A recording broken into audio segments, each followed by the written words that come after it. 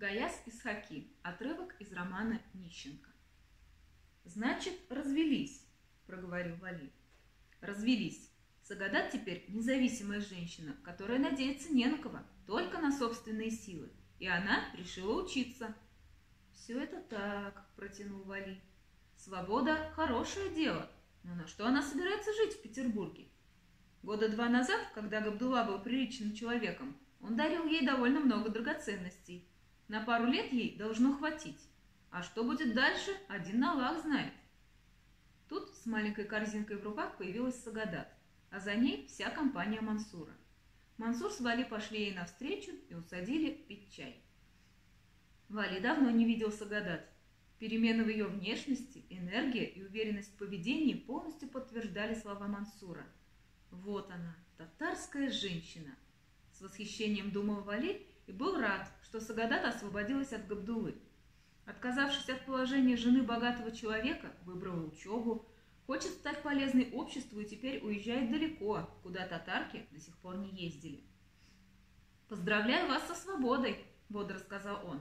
«Спасибо, спасибо всем вашим товарищам», – ответила Сагадат. «Знаете, Мансур Эфенди», – засмеялась она, – «я теперь чувствую такую легкость, словно заново родилась на свет. На душе легкость, что кажется, вот-вот взлечу, и вместе с тем ощущаю в себе силу, задор. Раньше, когда приходили к нам, вы не видели во мне равного человека. Я была для вас всего лишь бике, не бике, сама не знаю кем. И это меня обижало, я чувствовала себя униженной какой-то.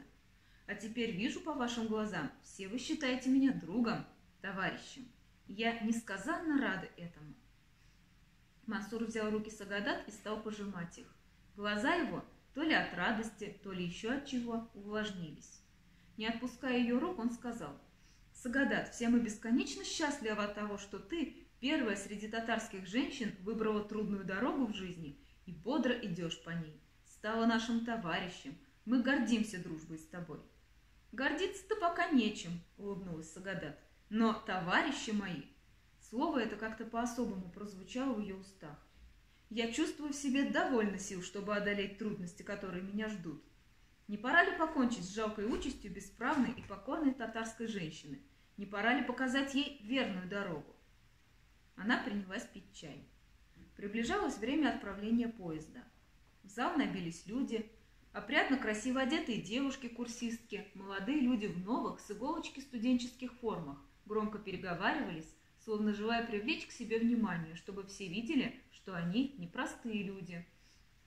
Некрасивая старообразная курсистка в длинной одежде и безобразных синих очках не спеша прохаживалась в сторонке, всем своим видом говоря: «Мне, господа, нет дела до вас, меня интересуют большие проблемы, я ищу в жизни смысл». Вот колокол пробил во второй раз. Сагадат заняла место в вагоне и вышла к друзьям. Вся компания Мансура взяла ее в плотное кольцо. Не успел Мансур проговорить слова, принятые в подобных случаях, как к нему подошел молодой парень с вещами и поздоровался. «Ты куда?» – спросил Мансур. «В Петербург». «Сюда иди, сюда!» Мансур поймал парня за руку и, остановив возле Сагадат, сказал: «Сагадат, это мой товарищ, друг, едет в Петербург учиться. Познакомьтесь, он сдал экзамены в Оренбургской гимназии». Сагадат взглянула на раскрасневшегося здоровяка с рябинками на лице, протянула ему руки.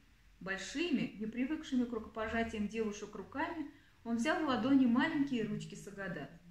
Расталкивая людей, неловко наступая им на ноги, прибежал еще один друг Мансура и протянул Сагадат букет красных цветов. Сагадат засмеялась. «Спасибо!» Снова ударили в колокол. «Счастливо! Храни тебя Аллах!» – закричал Мансур. «Без страха и усталости вперед, Сагадат!» Сагадат, улыбаясь, кивнула. Поезд тронулся с места. Ее черные волосы, выбившись из-под маленькой шляпки, блестели в лучах ласкового осеннего солнца. Вагон медленно поплыл мимо вокзала. Сагадат внезапно попала в яркий сноп лучей предзакатного солнца и стала похожа на голубку, окрашенную зарей в пунцово-красный цвет.